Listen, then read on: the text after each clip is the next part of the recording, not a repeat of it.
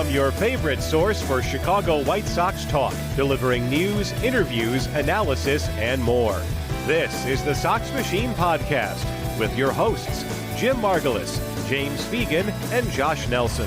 Thanks, Rob, and welcome to a new episode of the Sox Machine Podcast. I'm your host, Josh Nelson, and it's Monday afternoon, April 21st, 2025, as we record this new show. Our previous episode that was released yesterday focused on the Fangraphs top 40 White Sox prospects. This episode shifts the focus back to what the White Sox are doing on the field. I apologize in advance. Starting on Monday, early on Patriots Day in Boston, it was a 10:10 a.m. Central Time first pitch, and the White Sox ended up losing to the Red Sox 4-2, so they dropped not only the series, but also the season finale against the Red Sox.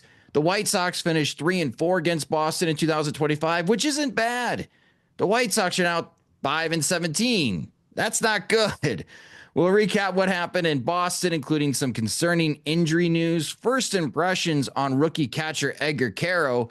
Then we'll preview the upcoming series in Minneapolis as the White Sox continue their road trip to play the Twins from Tuesday to Thursday. At the end of this show, we'll share what's catching our attention around Major League Baseball. Joining me are Sox Machine's beat reporter James Fegan and managing editor Jim Margulis. And hello, Jim and James. Jim, the Red Sox, they got to be feeling better taking 3 out of 4 against the White Sox, and they get revenge for their series loss last weekend as they won on Friday and Saturday. White Sox won on Sunday 8-4, but on Monday, you could tell it was early for both teams as the White Sox end up losing 4-2. But the Red Sox must be feeling a lot better because they were not in a happy mood last weekend. I would say yes and no when it comes to the Red Sox, just because, they did win 3 out of 4, but they did squander a game late. They almost squandered a Garrett Crochet start late. And I would say the Monday game was more, there were some sloppy moments in it, but that was more representative in terms of Walker Buehler going 7 innings and then the bullpen actually holding it, even though, Aroldis Chapman gave up a homer to Andrew Benintendi. So, when it comes to the Red Sox relievers giving up that much damage to the White Sox offense, that would give me some room for pause. And also the defense is sloppy, but you did see the talent difference wear out. You saw a lot of hard hit balls against White Sox starters. You saw the White Sox kind of have to scrap for singles mostly until Luis Robert Jr. and Andrew Vaughn got going briefly. But yeah, I didn't come away from this series or the season series thinking the Red Sox were unbeatable. I think they have room for improvement. They have a lot of young players who can, continue to improve and the lineup can start to gel. I mean, like they have age on their side and they have, some new pieces, Alex Bregman being new, Trevor Story being kind of new, given that he's finally healthy and like being the plan on the left side of the infield he thought he was going to be all along. So I can see this Red Sox team being better than it showed, but at least for April, some warts in the mix, and Alex Cora I think has some work to do in terms of figuring out his bullpen and also just trying to clean up the mistakes. Coming after the Boston series, the big story for the White Sox, and has been for years, is on the injury front. And James, there's 2 significant injuries right now. The most significant is Martin Perez. So he left his start early against the Red Sox. They had an MRI on his pitching arm. And earlier today on Monday, they moved Martin Perez over to the 60-day injured list. That's pretty quick. For the White Sox, that's pretty quick. Going from not sure what's going on, hopefully he's okay, MRI, he's going on the injured list. The next day, okay, he's on the 60-day. Like, they should have probably put Rojas at this point on the 60-day, and they haven't. But for Martin Perez, it's been a very quick transition. What are you hearing about Perez's injury? Any significance and any idea on what the White Sox are hoping to do to fill in the gap that he leaves behind in the starting rotation? They haven't really said much outside what's already indicated by the move. To be fair, for a starter building up, like if there's a 4-week no throw kind of recommended as a result of whatever they find, you would then have to add that span to ramping him back up, and you get the 60 days pretty quickly as far as what he can project out. But I think, as they've gone through their several Tommy Johns this spring, there's kind of an understanding that when there's injury to the forearm, those are basically the muscles that are taking some of the what's boiling over as far as tension and pressure and force from the elbow that's maybe failing or whatever's going on. So it's pretty clear that's usually related, and it has bad things. Martin has gotten Tommy John before, but I want to say it's like over 10 years ago at this point. So it's obviously nothing you can't rule out. I'm sure most of the fan base has already written it off as that already, but certainly something significant. And yeah, we already know that, running through people who are going to make starts from this year, you already lost Drew Thorpe, you already lost Carella, who they did re-sign to a minor league deal as they, tried to signal as best they could that they were going to. God, who else? Mason Adams. Kai Bush. This is already thin, which is why, we're seeing that they're, sending Clevenger back to stretch out. And, another reason to maybe pay attention to Tyler Schweitzer, who's getting promoted to the Charlotte rotation after 2 starts in Birmingham. He was piggybacking Grant Taylor and was their minor league leader in innings last year, which is usually a good marker of barometer or a good barometer of reliability. And mostly I interviewed him last week and was writing about it, so I'm trying to plug it. But you're going to have to dive into their starter depth in a way that maybe beyond already what we anticipated, even when we anticipated probably 10 to 15 different guys making starts for this team at some point this season out of the gate. Yeah, they may hit that number, Jim, by June with the way the things are going for the White Sox. I'm a bit bizarre, like the whole Mike Clevenger thing. Again, like when he got DFA'd and there was some celebrating going on within the White Sox fan base. Finally, they're done with Clevenger. I learned my lesson. Last summer. I thought there's no way the White Sox would bring him back. And you kind of mocked us on social media, Jim. You're all going to look dumb when they bring him back. And sure enough, they brought him back. Stretching out Clevenger to be a starter.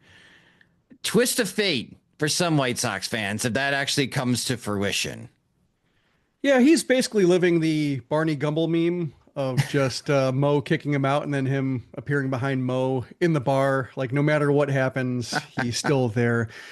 I think the relief was with the, just the way Clevenger looked as a reliever this time around. Like they were trying to manufacture this idea that he was going to be a late innings, high leverage guy, and he was the best reliever in the bullpen, and he signed on a minor league deal, but you can basically pencil him in for the 8th inning. And then he comes out, and what's there to really be impressed by? I mean, like it's kind of standard mid 90s with a big breaking ball, but what hitters didn't really seem overwhelmed by it. And then the returns were diminishing as he struggled to get on the, just the reliever routine. So it's just it's really hard to trust their judgment on Clevenger's because it keeps getting refuted. Every single year they bring him as a starter, an innings guy. He gets hurt. He throws 16 innings or something like that, and then spends the rest of the year in injury list. They bring him in saying he's going to be a reliever. That's where his upside is. That doesn't pan out, and immediately it's basically refuted. So he heads to the minors now and just why, what are you doing? What's the point? It really seems like, and there are theories as to why the White Sox are so invested in Clevenger when the other 29 teams are ready to be done with him. But, it keeps happening. And the way the situation is unfolding in Charlotte where, Schweitzer looks like the most interesting candidate now because Nastrini is still struggling to throw strikes. Jairo Iriarte is continuing to back up in terms of his stuff and his ability to command it. The other candidates like Justin Dunn is probably the most interesting right now, but walking a lot of guys. Same thing with Owen White. So there is an opening. You hope that it's an opening that Schweitzer can seize versus Clevenger being treated as he's our best option. And then he gets waxed again. And we repeat the cycle all over again.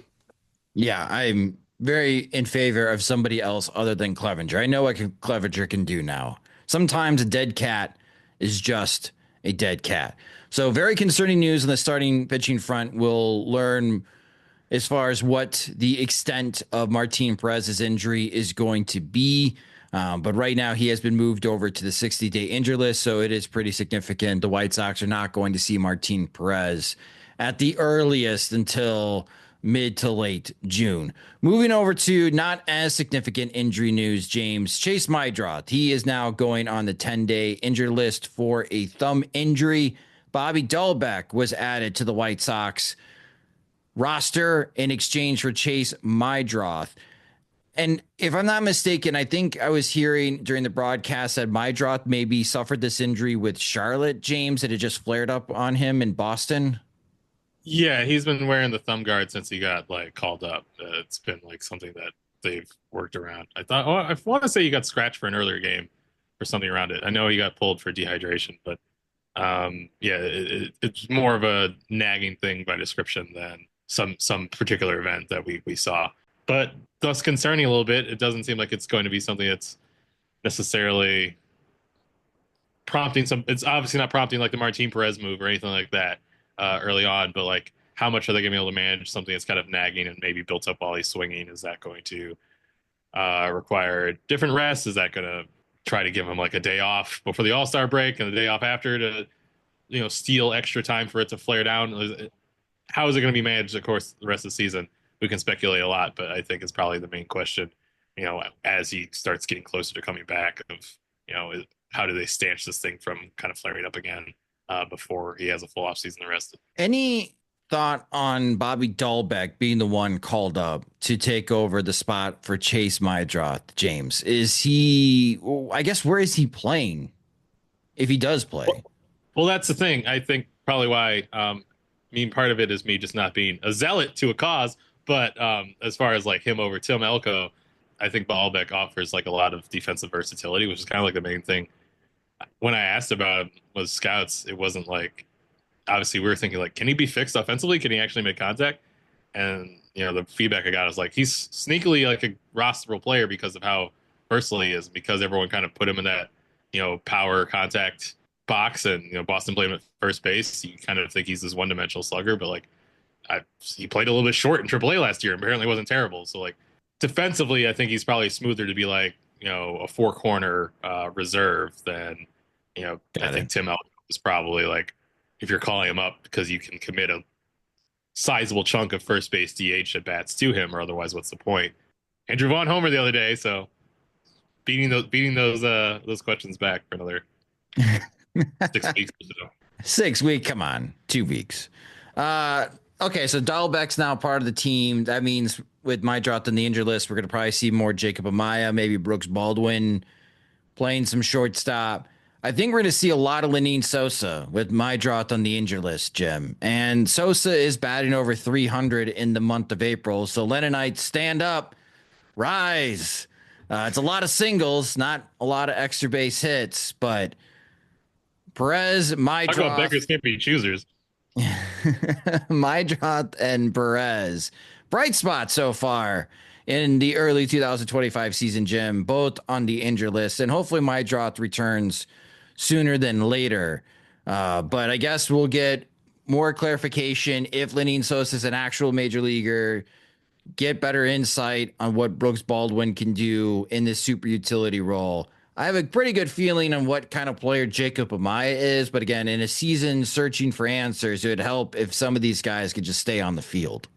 Yeah, it really does seem like Amaya is almost striking down anybody who can challenge his time. Like Colson Montgomery is the early favorite in spring training. Oh, he got back spasms. Chase Meidroth comes in, recovers from his spring. Oh, here's a thumb issue. Deal with that. And now instead of the torpedo bat, he just has a voodoo doll. Yep, pretty much. Yeah. Okay, everyone. Because it doesn't seem like the White Sox really are all that interested in like Brooks Baldwin being the everyday shortstop, and Dalbec Right. can fill in there, and maybe Lenyn Sosa is also like your other option for like if Will Venable empties his bench again and just needs somebody to stand there. Like those would be guys who could do that. But right now it's Amaya, and it's he's hitting what he's hitting, and it's not going great. But it's when you're looking for outs, and we did see that with Sean Burke, like a couple of errors, in the first inning, and just exacerbating the issues he's having. Like I can understand Will Venable looking at the defense and being like, that's the most important position in the field, so may as well have a guy you trust out there versus maybe somebody you have pegged for a more of a utility role. So yeah, pretty ugly in that regard. But I mean, like it's kind of ugly everywhere. Like I was looking at Dahlbeck and he came into the game and played first. I was really hoping he would play the outfield because the White Sox have been averaging a new outfielder every 2 games. Mm-hmm. They have 11 outfielders, or they would have had 11 outfielders in 22 games. It was 10 through 20. And so I was, come on, play right field, could do a double swap, and then didn't work. But yeah, so instability everywhere. So maybe that's just with Amaya being there. It's a case of, Will Venable knows what he's getting for better or for worse. And, maybe with everything else rotating around, like he'll take the stability defensively. Yeah, Amaya so far this year in 17 games has a 242 OPS, not on base percentage, a 242 OPS. That's a 128 on base percentage, a 114 slugging percentage. And the strikeout rate's not bad. Like that's what's remarkable is like the strikeout rate's ordinary. Like he's not somebody who's just getting overwhelmed, and that's why he's hitting, under 100. I wasn't going to bring that up, but he tweaked it to a more contact oriented swing. He felt the Dodgers had made him more loft oriented when he does not have the power to really utilize it. Now he's, he said swinging downward, which I know is not a sexy term to say, but take it from Jake Amaya's perspective of I don't have power. What am I shooting for? He's trying to be more contact oriented, but in turn we're just seeing weak contact. Yep, 125 BABIP. Yikes. Well, he's going to be playing a lot of shortstop in the upcoming days, especially this road trip, unless Will Venable has a change of heart and starts starting Brooks Baldwin more at shortstop. Again, we're trying to find answers long-term for the White Sox, and Martin Perez is one of those guys that doesn't provide a lot of answers long-term, but with the way that he started this year, if he had a strong first half, the White Sox could maybe get something interesting for him at the trade deadline. Those chances have weakened quite a bit unless Perez gets back some type of June and has a few good starts before the deadline. The White Sox can move him. But if the news gets worse for Martin Perez, that's maybe another trade asset that Chris Getz loses. And that kind of hurts with the rebuilding phase as well. So that's the big takeaway. Yes, the White Sox lost 3 out of 4 against Boston, but now they're dealing with even more injuries. Try to spin something positive here. Edgar Carroll. So Edgar Carroll made his professional debut before the White Sox left for Boston. And in Boston, he had a couple of moments, a big moment, down 4-3 with runners on second and third and 2 outs. Edgar Carroll came in with a pitch hit single to drive in both runs, and the White Sox were able to run away from the Red Sox to win that game 8-4. Jim, what are your early observations on Edgar Carroll? Good, or encouraging. He looks like himself. He making pretty good swing decisions, got in deep counts and was able to fight pitches off, and live and get the especially that go ahead hit. He was able to foul off high fastballs, just keep fighting off until a slider dropped down more in the zone. And if you are going from AAA in the majors and you see fewer mistakes and you get one of those mistakes in an important situation, capitalizing on it is what you want to see. So, cross off the list a couple of, just, I guess, BABIP type hits, opposite field and such, but showing a little bit of barrel control to not try to do too much inside outing, using the whole field, not trying to get out over his skis, I think, when it comes to trying to tap into power, especially like if he's, playing in a park like Fenway that, has some caverns. It has some short portions, but also some caverns. Like I don't know if you can go there looking for homers if you're somebody with Carroll's profile. So he looked under control. Also cut down a runner at second with a good on target accurate throw, which I think has been part of his profile. It's been improving. He doesn't have a rocket arm, but he's been getting rid of the ball better, and the accuracy is good. So seeing that turn into an early caught stealing, I think, and not having other teams run up the tab on him is also encouraging development. So yeah, it was fine. Like he's not going to be somebody who, we saw like Luis Roberts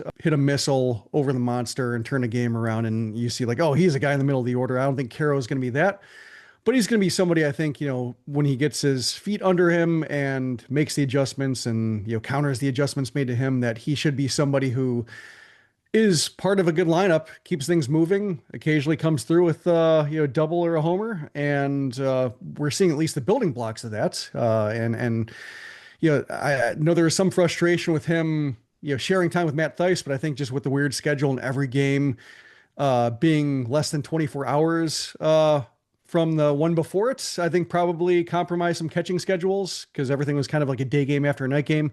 So I think the rest of this road trip should be more revealing in terms of how much they want to give him against righties and lefties versus playing to platoon strengths with Theis and Caro's more dangerous swing. So yeah, but I think early on he did about as much as he could think he would. Yeah, the White Sox are busy. They only have 2 upcoming off days for April 28th and May 12th. That's it. So lots of back-to-back games for the White Sox in this stretch. James, what are your thoughts about Caro getting a chance to watch him? Seems like he can hit, which is always a welcome quality. It's like watching him lunch major leaguers. You knew he didn't have like premium size, especially watching him like in the minors, but now like he just looks kind of like outright small height wise a little bit, and that kind of keys an approach. It seems like much more line drive oriented. His feel for making contact created a lot of like hard line drives already. It doesn't seem overwhelmed by the stuff level. So not as slow as I feared he might be a little bit, at least in terms of forcing him to make plays. I thought he had a good, even in that bat he struck out in earlier Monday, he had a good like 2-strike checkup, which given that, Eric and I had this whole battle, or not battle, but like talk about like his 2-strike chase rate, or his raw chase rate is like really good, but his 2-strike chase rate is actually like higher than average. And we were thinking like, oh, when he faces more premium stuff, maybe he's actually all the plate discipline's going to go away. And while he hasn't taken a walk yet, I don't really. That's not the vibe. At least he's given off. At least it's like because Jim has talked about watching him in person.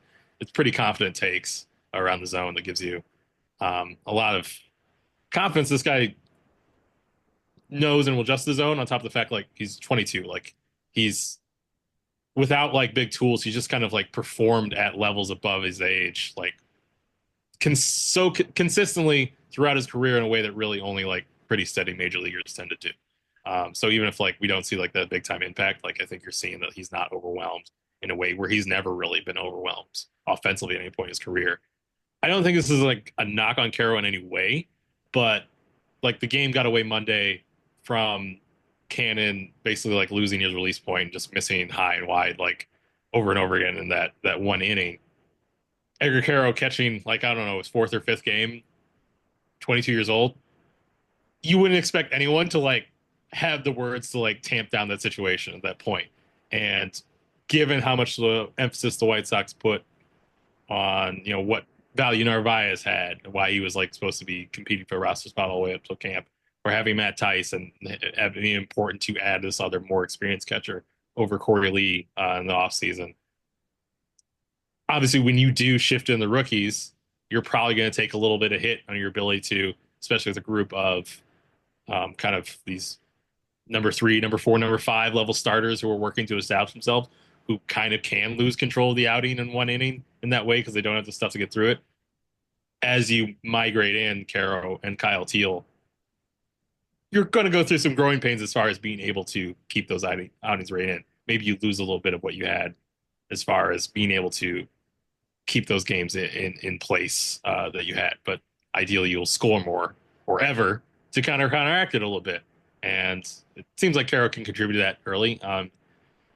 I at least think end of 2023, talking to like Lorenzo Bundy when he had Caro and like Birmingham, there's like, this guy is like out of gas at the end of his first full season. We are tapering down his catching load. And in 2024, he misses with the back injury. I would factor that in when seeing the White Sox not like, hey, here's prime AJ Przinsky workloads to Edgar Caro, like right off the bat.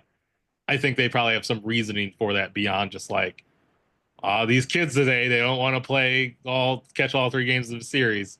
I think they have some specific reason to probably be a bit more cautious, even if I think for our sake, we'd rather just see Caro DH every day that he doesn't catch as well, rather than, some of the here for a good time, not a long time, minor league free agent signings that they have. Yeah, Nick Maton's time might be coming up for the White Sox. They're multiple names. There are lots of names. That was the first name I thought of. All right. So before we move over to the Minnesota series, I have a fun fact in quotes, a bit disturbing. And here's the fun fact. So far, the White Sox are the only team to not have a save. 0 saves for the Chicago White Sox. And we are April 21st. The Minnesota Twins have 1 save. God, the Twins are 1 for 6 in save opportunities. They're supposed to have a good bullpen. The White Sox are 0 for 2 in save opportunities. No saves. When is that save happening, Jim? When are the White Sox going to hold on and get a save? I'm trying to even think of I'm with those 2 blown saves. I don't think those were 9th inning saves, or at least both of them were. They're probably like the 7th inning blown lead variety. Well, Detroit definitely was a 9th inning. Yeah, there's one. Clevenger's, well, yeah, but in terms of I think there was another one where it was it might have been 7th inning, but yeah, it's well, Murphy it's got a blown fascinating. save mid 7th or 8th inning. Yeah, but what's fascinating is that the wins have been blowouts or romps, or scoring 8 or more runs, and that's, I think, the shocking thing. It doesn't surprise me, having seen last year, having seen a year where Jake Petrichka led the White Sox in saves. We've seen some seasons where save situations just don't happen because of just games getting away. But in terms of being a bad offense, but also having the capacity to ruin some pitching staff or pitching coaches' days with how they were able to run up the score, kind of shocking. So yeah, I think everybody's candidate for your save leader is still in play. Did you have Penn Murphy? Because I think I was sick for that podcast recording. Yeah. But yeah, that was a case of I couldn't think. Well, Steven Wilson might be somebody who gets that save based on the fact that he looks like he's back to what he was supposed to be all along. Jordan Leisure will probably get a save opportunity and then have it blow up in his face because he tends to just get Peter principled over and over again in terms of looking really devastating for 3 games in a row. And then he gets that little bit of responsibility, and that's when regression comes in. So yeah, everybody's choices are still wide open. Hey, Leisure had a big moment though to get the game into extra innings, able to get that final strikeout. I think you're right. Leisure is going to get those opportunities. But yeah, it's just something that caught my attention. My exact prediction, Jim, was Penn Murphy leads the White Sox with 6 saves this season. That might be high. I don't know how many saves the White Sox are going to have. Do you have a guess, James? Do you have a wild prediction when the White Sox are going to pick up their first save of the season? Anytime I predict them to do something well, it winds up being wild. Put myself on the line for them so many times without reason and only been burned. Let's go one of these next 3 games. And yeah, okay. Yeah. All right. I think it'll be Cam Boozer. I think he's looked pretty good. Okay. I like it. He lows up a tick since from last year. He gave up a couple early homers, but I think he's looked better since. And they also used him to close out the game on Sunday. And I have been, he and Clevenger were kind of talked about as their 2 most trusted leverage options. And now that one is gone, moved to a different line, I think they would ride with him a little bit. All right, so James has got Cam Boozer for the first save. Are you piggybacking on James's prediction first save, Jim, or are you going with Leisure? It's a good one. I think it's going to be lefty righty in terms of who's coming to the plate and who can be subbed out, who are the bench options. So I think it'd be either one, and it's just more determined by whether it's a lefty or righty heavy part of the lineup or part of the bench for the final inning. All right, so Will Venable not caring about your guys' fantasy baseball teams and needing saves. Don't take it away from the White Sox bullpen right now if you are in need of saves, because the White Sox have none. So it's you're something at this to pay point. attention You got bigger problems than Venable. Yeah, you do. Yes, you do. I'm excited to tell you about the designs Homage has cooked up for the 2025 MLB season. If you're as baseball obsessed as I am, you'll love the full roster of major league looks from Homage. Amazing comfort and deep cut designs that help fans show off passion for their favorite teams. Homage has a massive selection that tells the story of the greatest sport from its very beginnings. Deep logo history, coast-to-coast stadium tours, and the biggest players from every era. Legends never die at Homage. If you need your new shirt for going to a ball game, Homage has you covered with its most comfortable fan clothing, and it's available for fans of all ages. This year's collection hits dinger after dinger after tater. Fleece, tees, bottoms, and more. And don't forget to check out the new starter jacket lineup, an iconic dugout look you don't want to miss. Heroes get remembered, but legends never die, and these looks go long, period. Check out the Homage MLB collection to find your team's coolest gear. Moving over to the next series for the White Sox, they head from Boston to Minneapolis to take on the Minnesota Twins. The Twins are currently 7-15 this year. They're 6 games back at Detroit, 4th place in the American League Central. They have lost their last 3 games. The Twins better at home than on the road. The Twins are 4-5 this year at Target Field. Not great. Another shocking stat: the Minnesota Twins are 1-9 outside of Chicago on the road this year. They won 2 games out of 3 against the White Sox at Wright Field. They are 1-9 in all other road games. They've been playing really bad baseball away from Target Field. The season series, the Twins are ahead 2-1. Offensively, they are sputtering still, averaging 3.4 runs per game. On the run prevention side, they are allowing 4.3 runs per game, which is not bad. They really need their offense to pick up. There are 2 guys in particular that are heating up, though, as the White Sox are coming to town. That's a bit concerning from a White Sox perspective. Your pitching probables for this series: Tuesday night, 6:40 p.m. Central Time. It's the Dart. Davis Martin against Bailey Ober. Ober struggling to start the year. He's got a 6.16 ERA. Wednesday night, this is going to be a Sox Machine from the 108 watch party on playback.tv/Sox Machine. For the White Sox, it's to be announced. For the Twins, will be David Festa.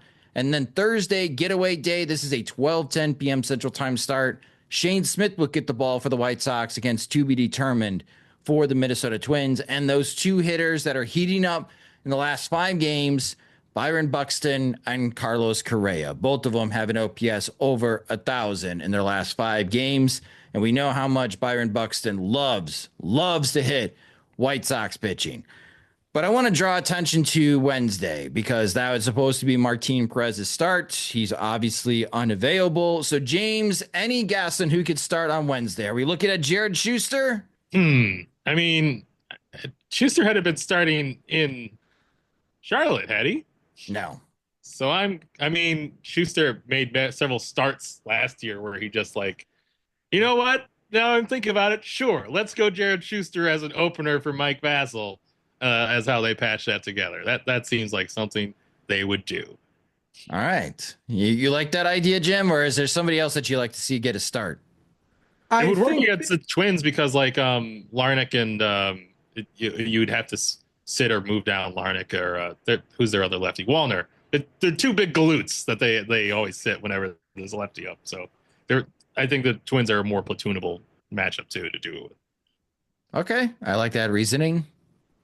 Yeah, I'm curious if it's going to be like an opener or whether it's going to be like Jared Schuster, go as long as you can, or like we're hoping for 2. If you can go 3, terrific. But we'll is there a pitch count attached to that, Jim? Or you just like, hey, if you still look good, let's go inning by inning? I think he's been throwing like reliably 2 innings plus with Charlotte. So it's a case of like he could probably go at least 40, 45, just a case of if he gets done early or, gets a 7-pitch inning for his first start, they might think 3, go through the lineup one time.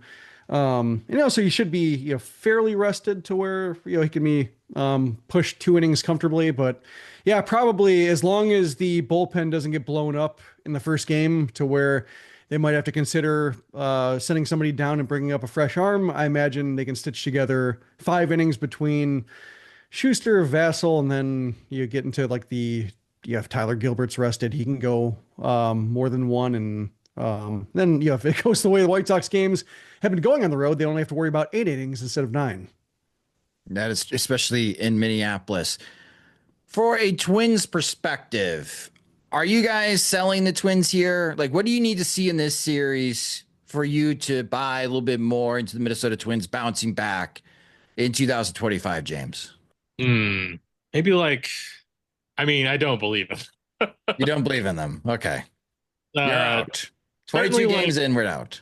I don't want to put everything on a reliever, but certainly they're not super deep, but they do have probably more enticing top end pieces. But Griffin Jacks being messed up is obviously a way for them to especially early on, swing a couple wins and the losses in a way that maybe seems a little bit bigger than it is. I think all we've watched Carlos Correa do is kind of hit hard lineouts against the White Sox, so that he has a 68 WRC plus is obviously probably going to normalize a little bit.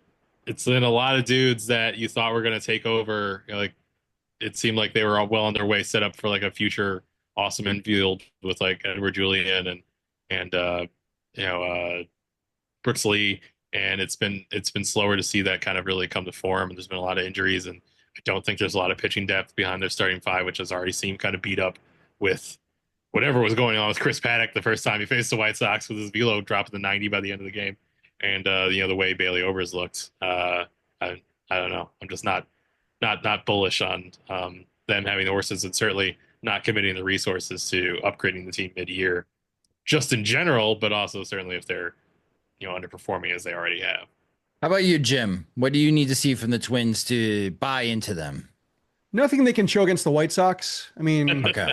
it's been a case of they've been fattening up on the White Sox and probably turning into a paper tiger because of just, going 12-1 against them, and then, well under 500 against the rest of the league, winning a series against the White Sox, and then having a record worse than the White Sox at some point in April, despite winning that series. That's the kind of thing where just they can bum slay all they want against the White Sox, but until it shows up against, more normal opponents, not even winning teams, because most teams fatten up against losing teams. It's kind of the nature of the long season. But when it comes to the way the Twins have played over the last 2 months of 2024, and then it does seem like they're ready to turn the page in a lot of things. And until they do, it seems like they're content to beat up on the White Sox and nobody else. If the White Sox have a road series sweep in them, I hope it's this one. I hope that the White Sox sweep the Twins. It'd be funny. And now I'm expecting the Twins to sweep the White Sox. That's my expectation. But let's the White Sox would be the team to complete the meltdown in Minneapolis. If the White Sox go into Minneapolis and sweep the Twins, that'd be it. Twins fans are done. The NFL draft is on Thursday. They will just shift focus over to the Timberwolves and the Vikings. They'd be out on the Twins for the rest of the season. I'd be good with that. Let's do it, White Sox. Let's cause that pain for Twins fans. And again, that's Tuesday, Wednesday nights. Wednesday night is going to be a Sox Machine from the 108 watch party. You can watch the game along with us at watchplayback.tv/Sox Machine. Look forward to seeing you guys in the playback room as we watch that game together. And we'll conclude this episode by taking a look around Major League Baseball as we do after the weekend. And Jim, I'll start with you. What is catching your attention around Major League Baseball? I have a college friend who lives in South Korea now, and we shoot messages back and forth at different hours of the day, different time zones, and so I'll get random updates when I'm not expecting them about the Rockies, because that's his team. He's from Denver, and as bad as the White Sox have been this year, I think you're seeing them.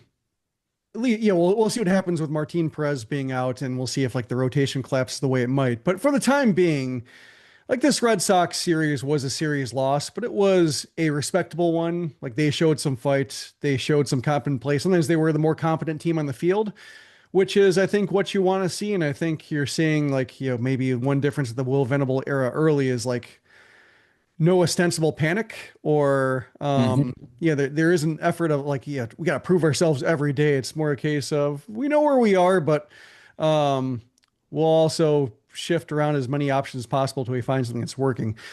The Rockies, on the other hand, have a worse record than and also my friend Matt was saying, like, I think the Rockies are worse than the White Sox this year. And I was like, not sure about that. Maybe. I think it's clearly a clear bottom three, definitely a clear bottom two. The Marlins are feisty early on. But seeing the Rockies, they already had the thing where they got shut out over a weekend against San Diego. So that's one thing that made me go, like that's they might have what it takes. And then firing their hitting coach and replacing him with Clint Hurdle is like a level of ingenuity the White Sox, haven't had. Like they might. This might inspire them. Think like Tony La Russa is still around. He can be our new. Maybe he doesn't want to do the travel, but he can be the assistant hitting coach, or he can be co-bench coach for us. Because if you're seeing Clint Hurdle come back into play, like why not? That I think is certain je ne sais quoi about just what the Rockies might have to be.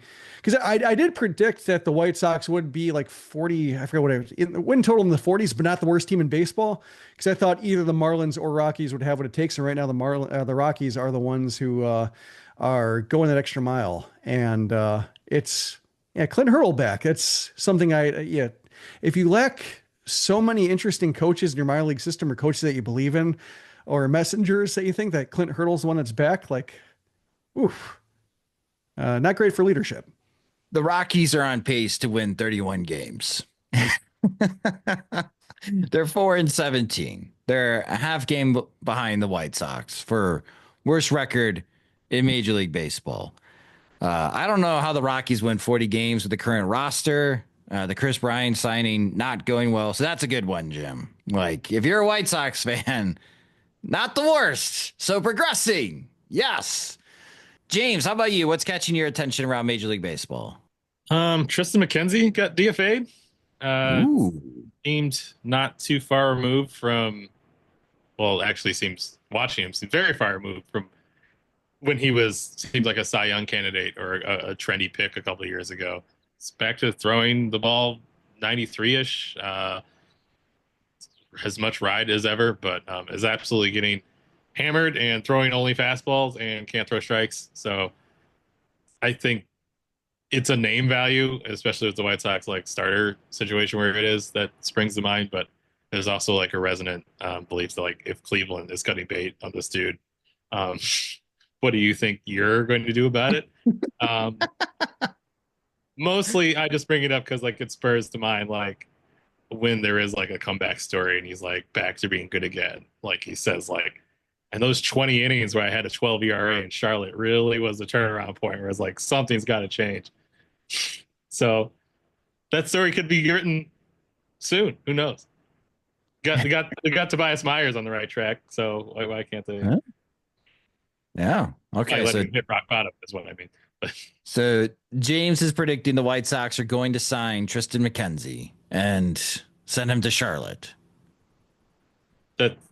I don't know. I just think that would be funny. I won't know. Okay. We'll have a 16 ERA. We require a 40-man spot, so that part wouldn't be fun if they claim long way. Yeah, that's true. Man, yeah, Tristan McKenzie, pretty big fall. If only he could face Andrew Vaughn in every plate appearance, because he loves pitching against Andrew Vaughn. All right, my one thing around Major League Baseball caught my attention as I was looking at individual leaders as we approach the end of April. And James is probably well aware of this, but Jim, there is one star player in Major League Baseball that their season line so far would trigger you on multiple fronts. And that is none other than Mike Trout. Mike Trout this year is batting 184 with a 289 on base percentage. Neither very good, neither very Trout-like. But he's slugging .513. And what's helping him, he's got 14 hits this year, 8 home runs, Jim, 1 double. So that looks really weird. 16 RBIs. Like just across the board, that is not a very pretty stat line, but Mike Trout is second in the league in home runs right now with 8. But I saw his line. I'm like, this is a line that would trigger Jim. What's going on here? I don't know what to make heads or tails. The batting average is bad. The on-base percentage is awful. My Lord, slugging. It does feel like Trout is all or nothing right now with his swings. Well, that line, the shape of it remind me of like Mark McGwire's last season. That's the first thing that jumped out to me. Like, I think I've seen that before. And I looked it up and it's Mark McGwire last year in St. Louis, or last year as a major leaguer, 2001, 37 years old, 187 batting average, 316 OBP, 492 slugging. So similar, but that was only good for a 105 OPS plus because of just how warped the offensive environment was. Whereas like Trout's like comfortably above average with that. But yeah, the thing that was most remarkable about that McGwire year was 29 homers and 4 doubles. So similar ratio, except, McGwire was, you say what you will about, what he was taking at the time or et cetera, but also like he was just, his back was messed up, couldn't run. Whereas Trout's still an outfielder. So you should have at least some accidental doubles in him, and not happening right now, but yeah, it's, certainly I've seen it before, but if it's a case where like if Trout's putting up that now and it lasts for a while, then the end could come quicker than anybody's comfortable with discussing, just because of how fun he's been for most of his career. All this we got to keep him healthy. We got to pray for days of healthy Mike Trout for this Willie Mopena act to go on, being treated like this is like appointment viewing. I'm weighing whether to start him over Lane Thomas day to day. And you are, aren't you? You got to take advantage of this. I'm also looking at Frank Thomas. No, even Frank Thomas had 20 doubles.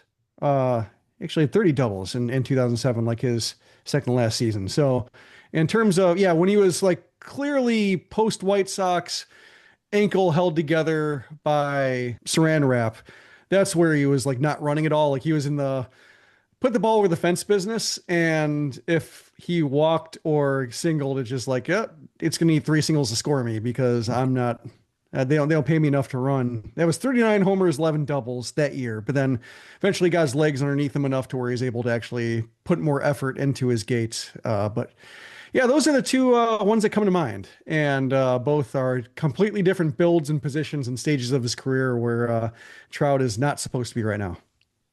Yeah, we'll see if Trout picks up the doubles, maybe gives James a little bit more confidence to start Trout in his fantasy team lineup over Lane Thomas. How is Lane Thomas even doing to start this year? Not great. Even a debate. Him with the rest of the pitch. Oh, man. But again, that season line caught my attention. Cal Raleigh and Tyler Soderstrom still leading the majors in home runs with 9. So a couple of surprise leaders in home runs hit so far. The big dumper, Cal Raleigh, carrying my fantasy baseball team. Thank you very much, Cal. I appreciate you. Thomas was a helpful episode of other teams doing it too, because he got hit in the wrist and missed 6 games without being put on the IL. This year? Yeah, when the White Sox in with the pitch, he didn't play for almost a week without an IL move. Brave Cleveland.